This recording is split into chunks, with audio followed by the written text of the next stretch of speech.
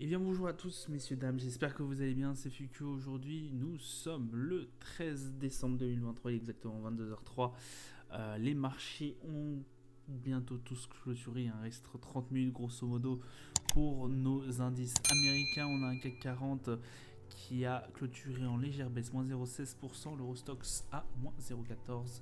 On est à 4530 pour l'Eurostox, 7531 pour le CAC 40, le DAX qui finit aussi dans le rouge, moins 0,15, 16 766 points. Le FTSE 100, plus 0,08, on est à 7548, le Dow Jones qui progresse énormément, plus 1,23. On est exactement à 37 026, on est sur les plus hauts du Dow Jones. Le Nasdaq c'est pareil, plus 1,13, 14 696, le Nikkei 225 plus 0,25, 32 926, le pétrole Brent 74,50$, le 11 d'or 2022$. Énorme progression aussi pour le 11 d'or, on est à plus de 2%, 2,15 exactement. L'euro USD 1,088, le Bitcoin 42 792. Au niveau du palmarès du SRD, on a Arkema qui fait un plus 5,54, Casino qui fait un plus 2,99, Société LDC qui fait un plus 2,96. Au niveau des fortes baisses, on a Alstom qui perd moins 3,47, Carrefour moins 5,37 et Ramsay Général moins 5,53. Alors, que s'est-il passé aujourd'hui? Déjà, on a eu la grosse actu, celle du coup des taux de la Fed. Les taux de la Fed qui restent inchangés. Bon, c'était pas une très grosse, une très grosse surprise. Voilà, par FedWatch, on était pratiquement aux alentours des 100%. Donc pratiquement une certitude qu'effectivement la Fed allait opter pour un statu quo. En revanche, on a eu une très bonne annonce. La Fed envisage effectivement d'abaisser ses taux de 75 points de base l'année prochaine, ce qui est 25 points de base de plus que ce qu'on espérait sur les projections de septembre, comme vous voyez sur le titre. Qu'est-ce que ça veut dire? On avait prévu qu'effectivement la Fed décélérerait, opterait pour un desserrement monétaire courant de l'année prochaine. On avait même essayé de fixer une date, voilà, certains disaient entre mars, mai, peut-être juin. Voilà le commencement en fait d'un desserrement monétaire, qui pouvait être extrêmement favorable à nos marchés. Écoutez, ça serait en bonne voie effectivement. Alors tout ça aussi est d'un fait que l'inflation est beaucoup plus stable et commence à être beaucoup plus tenable. Et de le fait aussi qu'il faut maintenant éviter peut-être la désinflation. On n'y est pas encore, vous me direz, mais c'est quelque chose qui peut guetter très vite.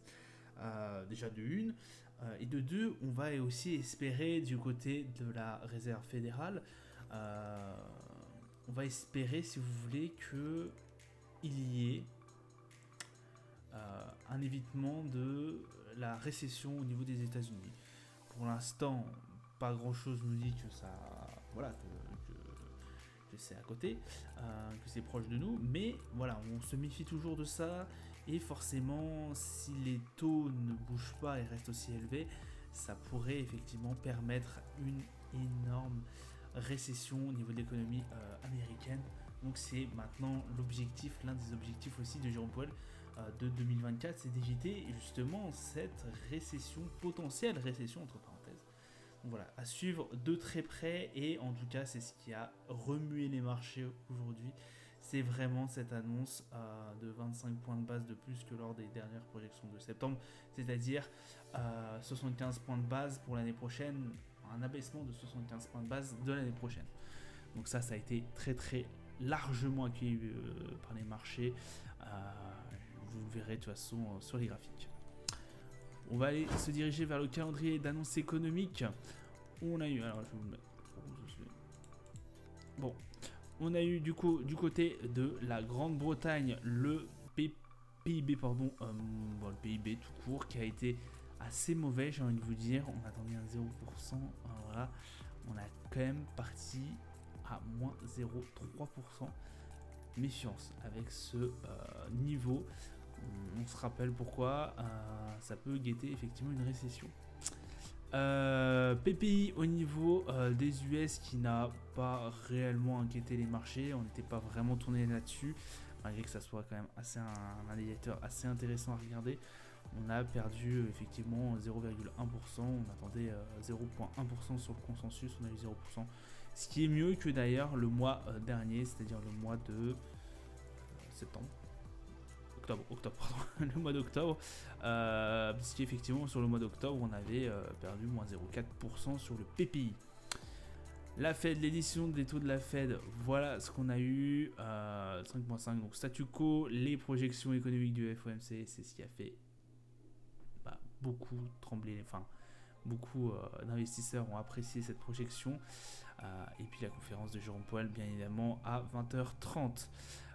Demain, on va commencer par les décisions des taux d'intérêt de la BOE, banque évidemment londonienne, à suivre de très très près. On part aussi sur un statu quo.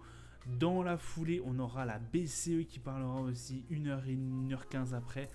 Pareil, statu quo aussi de la BCE.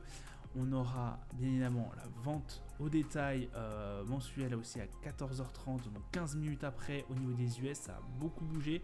Et la conférence bien évidemment de Christine Lagarde à 15 minutes plus tard que les ventes au détail, donc c'est-à-dire grosso modo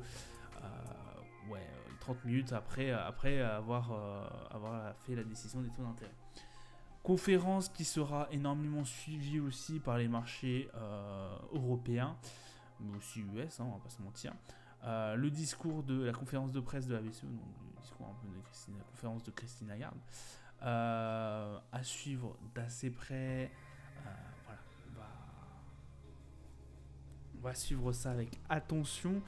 Il va pouvoir y avoir effectivement des prévisions qui pourraient être données. Sachant que là vraiment on est très très bien parti parce que j'ai l'habitude de dire que souvent les banquiers centraux se calquent entre eux pour savoir quand est-ce qu'on va faire un resserrement ou non. Alors il faut mettre cette phrase là entre parenthèses puisque on a bien vu qu'on a mis, je crois, une différence de 6 mois et un peu plus de 6 mois je crois de tête entre le moment où la Fed a commencé à monter ses taux il y a 2 ans, un peu plus d'un an, 2 ans. Et le moment où effectivement Christine Lagarde avait aussi décidé, la BCE avait décidé d'augmenter ses taux. Il y a eu un énorme, il y a eu j'ai envie de vous dire, un délai.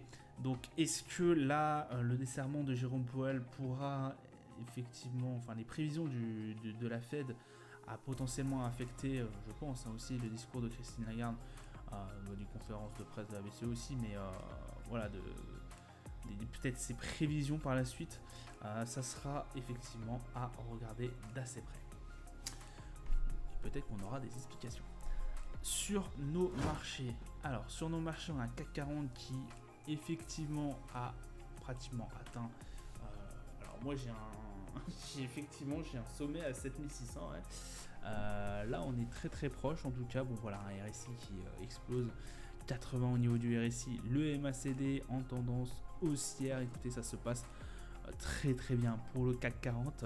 Là j'entends dire encore, ce que vous allez voir, il y avait certains gourous de la finance qui disaient qu'il y avait pas encore, il y avait plus assez d'acheteurs, il n'y avait plus assez de peps pour justement aller retrouver des sommets très très vite, ou en tout cas pas tout de suite. Et ça, on était il y a déjà quelques semaines quand je vous avais fait la review et que je vous avais dit ça.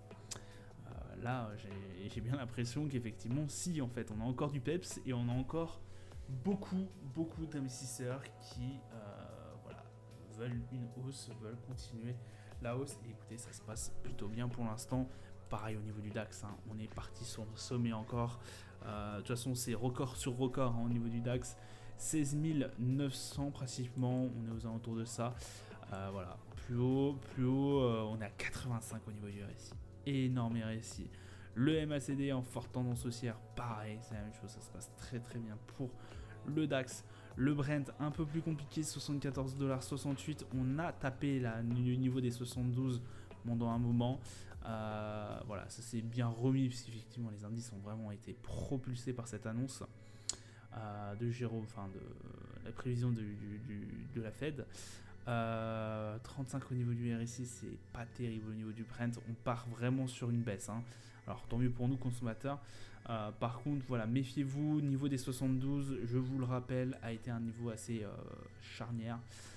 Ici, on avait touché plus ou moins plusieurs fois et on s'était très très vite fait renvoyer aux alentours des 78 $.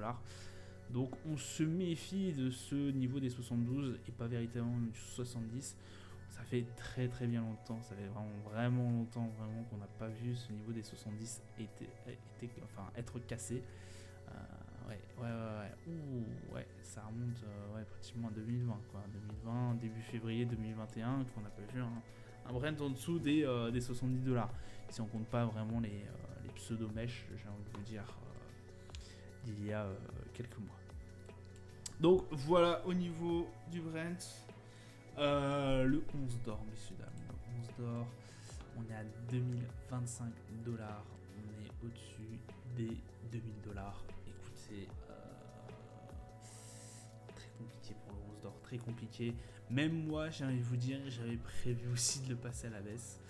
Je ne l'ai pas fait. Et heureusement parce qu'aujourd'hui, ça aurait été une énorme gifle. Alors, là, c'est vraiment, limite, je vous déconseille. Alors, je sais même pas. Si vous voulez, j'ai même envie de prendre position, si vous voulez, de le repasser à la baisse. Mais c'est vraiment peut-être quelque chose que j'éviterai. Écoutez, pour l'instant, le 11 d'or, voilà quoi. Je m'en méfie énormément. Le RSI est certes à 56, mais on a eu vraiment une séance exceptionnelle aujourd'hui. Vraiment méfiez-vous. Si vous voulez prendre position, moi je serais plutôt sur une. Je serais plutôt pour l'avant, quoi. Ouais. Je suis pas très chaud pour le passer pour passer à l'achat. Donc écoutez, pour l'instant, ouais, on va rester à la baisse. Je pense que voilà. Alors après, on a un niveau des 2000 $ qui est assez conséquent.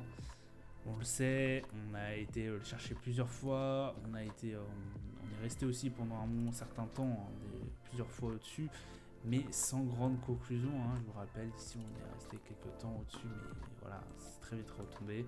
Pareil ici, et c'était, je vous le répète, Crédit Suisse, SV Bank, là qui grosse crise bancaire, là c'était guerre en Ukraine, là c'était Covid. Donc effectivement, c'est assez complexe. On se méfie énormément du 11 d'or. Donc écoutez, moi je prends pas position pour l'instant. Je verrai ça par la suite.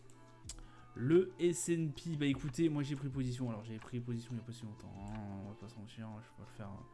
Voilà, hein, j'ai pratiquement tout juste de prendre position, 4708 points. On va essayer d'aller rafler vraiment les 4797. On va essayer d'aller choper 100 pips, ce qui pourrait être pas mal. Voilà, je pense que ça peut être assez intéressant. Alors après, certes, c'est vraiment là, on est vraiment dans de la folie un peu aussi. Pourquoi je vous dis ça? Puisque on a déjà un RSI qui est bien haussier. Mais avec cette annonce de la Fed, des prévisions de la Fed, on peut être très très surpris encore d'avoir un S&P qui remonte, qui va chercher vraiment les plus hauts. Et là vraiment, on est vraiment, moi je suis parti sur un principe que là on peut aller trouver les sommets au niveau du S&P parce que c'est le seul indice en tout cas majeur des US qui n'a pas encore trouvé son plus haut. Parce que effectivement, quand vous regardez le Nasdaq, alors voilà, le Nasdaq, lui, il est assez proche. Il a bien monté quand même, mais il est assez proche effectivement des plus hauts. Je pense que ça peut toujours continuer au niveau du S&P, du Nasdaq. Voilà, ça peut continuer. On peut être un RSI à 73. Ouais, je peux prendre aussi position au niveau du Nasdaq. Mais après, c'est toujours les mêmes indices que je prends, c'est les S&P, le Nasdaq et les Dow Jones. Je pense que vous en aurez un peu marre. Vous me direz, j'ai aussi passé au niveau du 11 d'or. Après, c'est mes chouchous, c'est mes favoris. Les indices, c'est mon truc, quoi.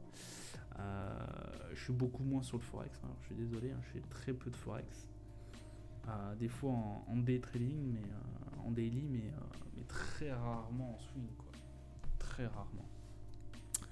Donc voilà un peu pour le Nasdaq, le Dow Jones, messieurs dames. Bon bah lui c'est bon, il est reparti aussi.